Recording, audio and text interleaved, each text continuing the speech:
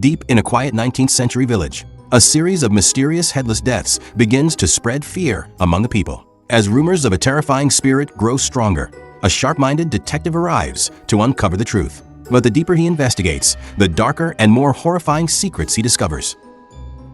The story begins in a small, isolated village where fear has taken over everyday life. For years, the villagers have whispered about a terrifying creature believed to live near the river, a mysterious, headless spirit. According to the stories, anyone who wanders too close to the river risks becoming its victim.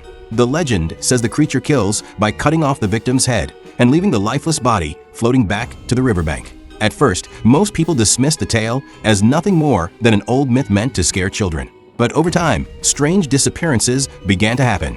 One by one, villagers who ventured near the river vanished, and sometimes headless bodies were later discovered. The fear grew so strong that people stopped going anywhere near the river. Anyone who disappeared was immediately assumed to have been taken by the cursed spirit. Then one day, the terror struck someone close to home. A young woman named Naga suddenly went missing. The only thing discovered was her pair of sandals lying near the riverbank. Her body was nowhere to be found. Without any proof, the villagers quickly believed that the river demon had claimed another victim. No one dared to search for her, and the village leadership seemed unwilling to question the story. But one person refused to accept this explanation. Moon, Naga's aunt, believed something else had happened. She couldn't accept that her niece had simply been taken by a monster. To her, there had to be a real and logical reason behind the disappearance. When the villagers refused to help, Moon decided to seek assistance from outside the village. She contacted a private investigator from the city known for solving difficult cases. A few days later, the investigator arrived. The moment he stepped into the village, he could feel the tension in the air. The people seemed nervous, almost unwilling to speak openly. Soon he learned that Moon had gone to meet the village chief, Liam. When he arrived at Liam's residence, he witnessed an uncomfortable scene.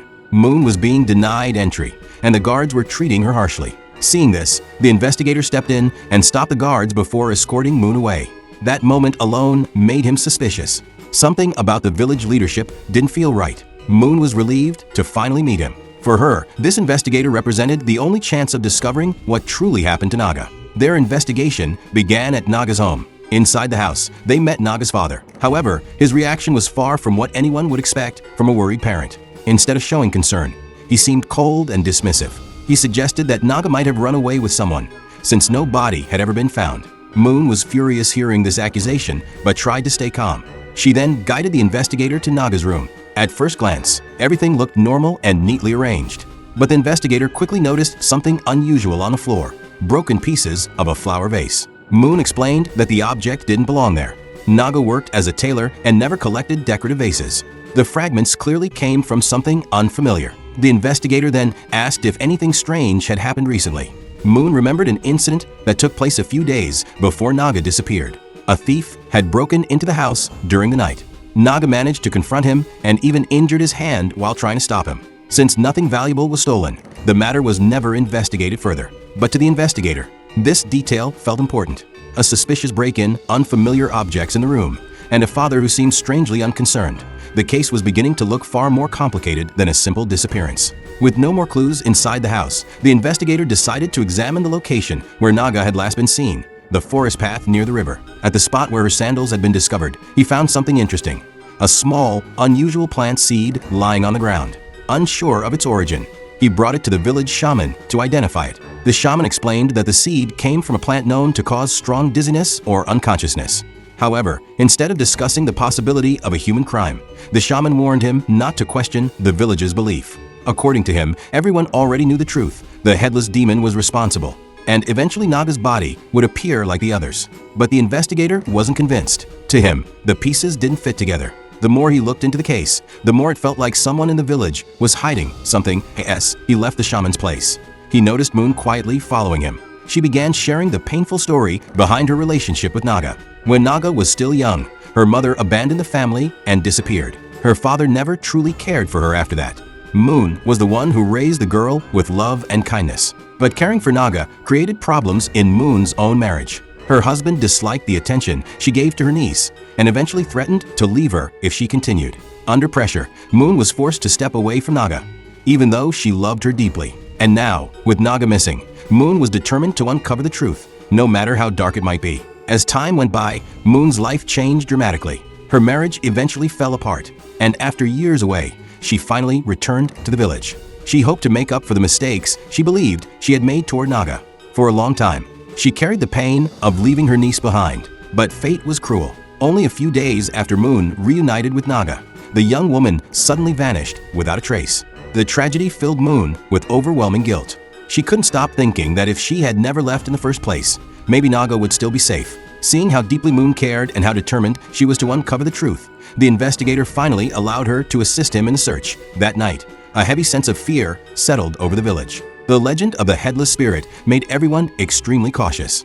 As darkness fell, the villagers locked themselves inside their homes. Protective charms given by the village shaman were hung on doors and windows in hopes of keeping evil away. The streets became completely silent, as no one dared to step outside. Even the investigator could feel how tense the atmosphere had become. Eventually, exhaustion overcame him and he fell asleep.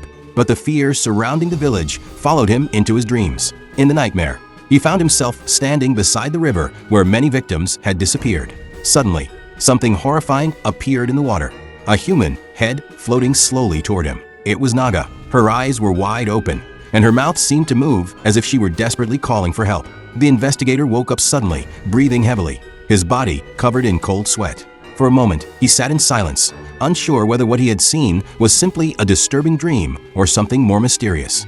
When morning finally arrived, he wasted no time continuing the investigation. Together with Moon, he began asking more villagers about what had happened on the day Naga disappeared. During their search, they uncovered an important piece of information. Several people had seen Naga arguing loudly with Tuat, the daughter of the village chief, shortly before she went missing. This immediately caught their attention. Without hesitation, the investigator and Moon headed to the chief's house to question Tuat directly. When confronted, Tuat tried to downplay the incident. She insisted that their argument had only been about something small. According to her, Naga had sewn a piece of clothing with a wrong color fabric. Because of that mistake, Tuat refused to pay for the order. The situation became heated, and Naga reportedly threatened to collect the payment from Tuat's fiancé instead, a man named Tak. Because of the argument with Tuat, it seemed very possible that Naga later went to confront Tak. Curious about this man, the investigator began looking into his background. He soon discovered that Tak worked as a ceramic craftsman who specialized in making vases, bowls, and plates. This information immediately caught his attention. Earlier, in Naga's room, he had noticed broken pieces of a strange flower vase. If Tak was a ceramic artist, then there was a good chance the shattered vase had come from him. That detail suddenly made him a prime suspect. Without wasting time, the investigator and Moon headed to Tak's house. However, when they arrived, the place was completely silent and empty, giving the area an unsettling feeling. Moon grew nervous and hesitant to enter. Seeing her fear, the investigator told her to remain outside while he checked the workshop alone. Inside the dimly lit building, the atmosphere felt strange. For a brief moment, he thought he saw the terrifying figure of a legendary headless spirit attacking Naga. But just as quickly as it appeared, the vision vanished. Before he could think further about it, a sudden noise came from behind the workshop. The investigator rushed toward the sound and finally came face to face with Tak. Without hesitation, he confronted the craftsman and directly questioned him about Naga's disappearance. At first, Tak tried to avoid the questions, but eventually, under pressure, he admitted the truth about his relationship with Naga. He confessed that the two of them had secretly fallen in love. In fact, he had even planned to break off his engagement with Tuat so he could marry Naga instead. Unfortunately, their relationship had been discovered. According to Tak, once the village chief and his family learned about the affair, they reacted with anger and threats. They warned him that if he dared to cancel the engagement with their daughter, they would make sure both his life and Naga's life would be ruined. After hearing this confession, the investigator and Moon began to suspect something serious. It seemed possible that the village chief's family might have forced Naga to disappear in order to protect their reputation. To find out the truth, they returned to the chief's residence and questioned Liam, his wife Vang, and their daughter Tuat. The family admitted they were furious with Tak for his actions, but they strongly denied harming Naga. Instead, Tuat shocked everyone with a completely different version of the story. She claimed that Tak was lying. According to her, he had no intention of marrying Naga out of love. In reality, he had only panicked after discovering something shocking. Naga was pregnant with his child. This revelation completely changed the direction of the investigation. If Naga was carrying Tak's child, then several people now had powerful motives. Tak himself might have wanted to silence her in order to erase the scandal and continue his engagement with a wealthy chief's daughter. On the other hand, the chief's family might also have wanted to remove Naga to avoid a humiliating scandal that could damage their family's reputation. Despite these possibilities, there was still no solid proof pointing to the real culprit. Then the investigators suddenly remembered something important that had almost been forgotten: the strange incident involving a thief that a few days before Naga vanished. Someone had broken into her home. Oddly, the intruder hadn't taken anything. Instead, he fought with Naga and was injured during the struggle, leaving with a wounded hand. This detail sparked a new theory. Perhaps Tak had sent someone to retrieve something from Naga's house, possibly the vase he had given her, in order to hide evidence of their relationship. Or maybe the village chief's family had hired someone disguised as a thief to get rid of Naga quietly. But if that was the plan, it clearly failed when Naga fought back. Either way, one thing became clear: the key to solving the mystery was the mysterious thief with the injured hand. If the investigator could find that person, the truth behind Naga's disappearance would finally come to light. Now he and Moon had a new objective: locate the man with the wounded hand. Using that clue, the investigator began forming a strategy to quietly examine the hands of anyone in the village who might appear suspicious. After days of searching, the investigation finally led to a breakthrough. The investigator and Moon tracked down a man named Tong. He was known in the village as a habitual thief who had been banished by the village chief because of his constant crimes. Since then, Tong had been living alone in a small shack beyond the village borders. When they examined him closely, the investigator immediately noticed a fresh wound on Tong's hand. Under intense questioning, Tong eventually admitted the truth. He confessed that he was the one who had broken into Naga's house that night. During the search of his shack, they even discovered Naga's bracelet, proving that he had been there. However, when the investigator accused him of being hired to kill Naga, Tong strongly denied it. He insisted that no one had paid him and that he had only attempted the theft because he desperately needed money. According to him, the situation had simply gotten out of control. Even so, Tong revealed something else that turned out to be far more important. He explained that while fleeing from Naga's house that night, he witnessed something shocking nearby. Hidden in the darkness, he saw the village chief's wife, Vahung, meeting secretly with Naga's father, Peha. The two of them were clearly having an affair. In fact, Tong claimed their relationship had been going on for years. And on that very night, Naga had accidentally discovered her father together with Vahung. This new information shifted the investigator's suspicion once again, this time toward the village chief's wife. Believing she might be the one secretly controlling everything, he confronted Vahung directly. But she refused to admit any involvement in Naga's disappearance. Instead, she gave her own explanation. Vahung admitted that she did meet Naga that night, but she claimed it was only to threaten her. According to her, she warned Naga to stay away from Tak, who was engaged to her daughter. The investigation continued, and soon another witness came forward with new information. Someone had seen Naga meeting Tuat deep inside the forest on the night she vanished.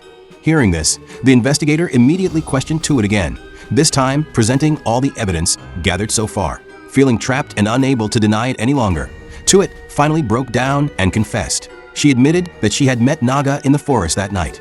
The two of them argued fiercely after Tuat discovered that Naga was pregnant with her fiancé's child. Overcome with jealousy and anger, the argument quickly turned into a physical struggle. During the fight, Naga lost her balance and fell backward. Her head struck a large rock near the river. When Tuat saw her lying completely still, she believed Naga had died. Terrified and unable to face the consequences, Tuat panicked and ran away, leaving Naga's body behind. She swore that she never touched the body again. With this confession, the case appeared to be solved. The investigator immediately contacted the city police. Soon afterward, officers arrived at the village and arrested Tuat on charges related to Naga's death. Moon collapsed into tears as the painful truth became clear. However, even after the arrest, one troubling question continued to haunt the investigator's mind. If Tuat truly left Naga's body in the forest, then what happened to it afterward? The body should have been found exactly where the accident occurred. Yet Naga had completely disappeared. Despite the arrest, the mystery of the missing body remained unsolved. That night, after the intense events of the day, the investigator returned to his lodging.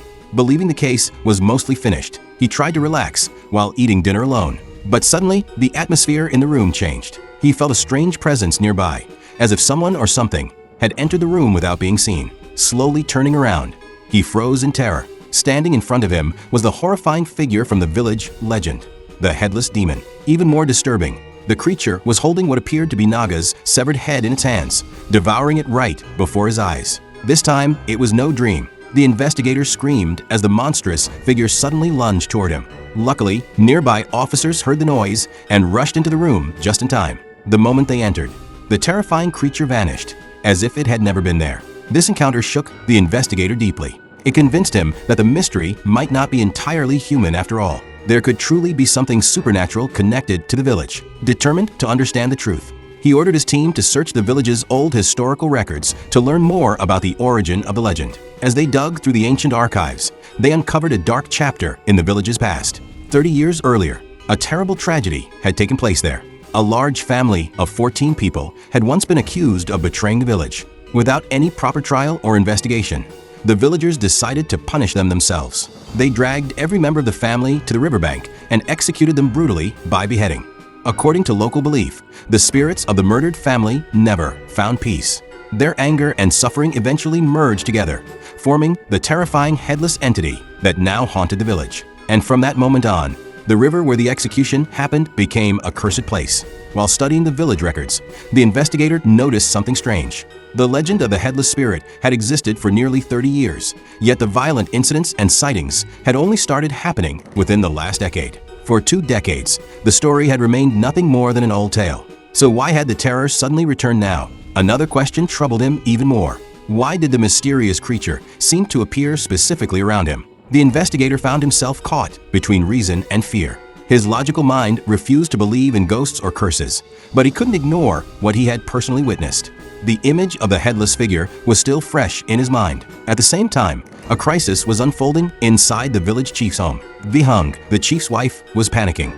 She begged her husband, Liam, to help her deal with the situation, but Liam refused to involve himself any further. He wanted nothing to do with the growing scandal. In the middle of her desperation, Vihung's personal servant rushed in with shocking news. The man she had secretly hired to eliminate Naga had never finished the job. This revelation exposed the truth. Vihung had been the one secretly pulling the strings behind the entire situation. To understand what really happened, the story had to go back to the night in the forest. When Tuat pushed Naga during their fight, Naga fell and hit her head against a rock, losing consciousness. Believing she had killed her, Tuat panicked and ran away. But that wasn't the end of the story. By coincidence, Vihung's servant had witnessed the incident from a distance and quickly informed his mistress. Instead of helping the injured girl, Vihung saw an opportunity to permanently remove the threat to her daughter's reputation. To ensure that Naga would never return, she secretly paid her servant to hire someone to finish the job. The person chosen for that task was none other than Tong, the same thief who had already been caught earlier. However, Tong had his own plans. When he found Naga unconscious in the forest, he decided not to kill her. Instead, he hid her in a secret location and kept her alive. His intention was far more profitable. By keeping Naga captive, he could blackmail Vihung for money again and again. The situation had become far more complicated than anyone expected. Realizing that Tong might be the key to everything, the investigator and Moon decided to secretly follow him. Soon they discovered that Tong was indeed meeting Vihung again in the forest. During the meeting, he threatened her openly. If she refused to give him more money, he promised to reveal the truth to the entire village, including the fact that Naga was still alive. The tense conversation quickly escalated. Tong suddenly realized that Vihung's servant might betray him. Without hesitation, he attacked and killed the servant on the spot. Now terrified and completely trapped, Vihung begged Tong to hand Naga over to her. She wanted to finish the job herself and eliminate the problem forever. In exchange, she offered him every bit of money she still had. Tong accepted the offer and led her toward the hidden place where Naga was being held prisoner. But just as Vihung prepared to kill the helpless girl, 2 people suddenly appeared. The investigator and Moon had been following them all along. A fierce fight immediately broke out. The investigator confronted Tong directly, battling him in a brutal struggle. At the same time, Moon rushed forward and managed to stop Vihung before she could harm Naga. After a desperate fight, they finally rescued Naga and captured the criminals. By the following morning, the entire truth had been revealed. The police arrested Vihung for attempting to murder Naga and for orchestrating the entire crime. With the scandal exposed, Tak ended his engagement with Tuat and reunited with Naga, who was carrying his child. For the first time in a long while, the village began to return to normal. The long chain of secrets, lies, and fear had finally come to an end. Even though the criminals had been arrested and Naga was finally safe, the investigator felt that the case still wasn't truly finished. One disturbing question kept lingering in his mind. If everything had been explained, then what was the terrifying creature he had seen multiple times? As Moon accompanied him back to his lodging, she casually mentioned something that suddenly made the investigator stop and think. She explained that although people constantly talked about the headless spirit, she had never actually seen it herself. According to the villagers, everyone had been drinking a special protective potion prepared by the village shaman. The drink was supposed to protect them from the cursed spirit that haunted the river. Moon then made an unexpected confession. Worried about the investigator's safety, she had secretly mixed the shaman's potion into his food every night so that he would also be protected. However, she herself had never taken the potion even once. Hearing this immediately alarmed the investigator. He quickly examined the remaining liquid from the potion. What he discovered was far more disturbing than any supernatural explanation. The so-called protective drink was not medicine at all. It was a powerful hallucinogenic substance made from the same plant seeds he had discovered earlier during the investigation. The truth finally became clear. There had never been a demon haunting the village. The reason people believed they were seeing a headless creature was because they had unknowingly been consuming a drug that caused terrifying hallucinations. The villagers weren't cursed. They had been deliberately poisoned. Someone had been manipulating the entire village, and the person responsible was the shaman. But that discovery only created another question. Why would the shaman do something so cruel? Determined to understand the motive, the investigator continued digging through old records and forgotten stories from the village's past. Eventually, he uncovered a detail that had been missing from the historical accounts 30 years ago, when the villagers executed the family accused of betrayal. The story claimed that 14 people were killed, but the truth was different. There had actually been 15 members in that family. One child had survived. That child had hidden nearby and watched helplessly as the villagers dragged his entire family to the riverbank and beheaded them one after another. On that terrible day, the boy lost everything, and from that moment, he swore revenge. The child eventually left the village and spent years learning about poisonous plants and toxic substances. Decades later, he returned quietly, disguising himself as a spiritual healer, the village shaman. His revenge plan was both clever and terrifying. By secretly mixing hallucinogenic substances into the villagers' drinks, he made them believe that a supernatural monster was stalking them. The fear and confusion allowed him to control the village without anyone suspecting the truth. And because the villagers were already convinced that a demon existed, they blamed every death on the cursed spirit instead of questioning the real killer. The terrifying legend had been nothing more than a carefully crafted illusion. As soon as the investigator realized the truth, he and the police rushed to the shaman's hut. But they were too late. The small house was completely empty. The man who had manipulated the entire village, the true murderer behind the headless killings, had already disappeared. In the end, the investigator stood quietly, reflecting on everything that had happened. The terror that had haunted the village for years wasn't caused by a ghost or a monster from another world. It was created by a human being whose desire for revenge had grown stronger over decades. And with that realization, the story finally comes to an end. If you enjoyed this story, don't forget to like the video, share it with your friends, and subscribe to the channel for more amazing movie recaps.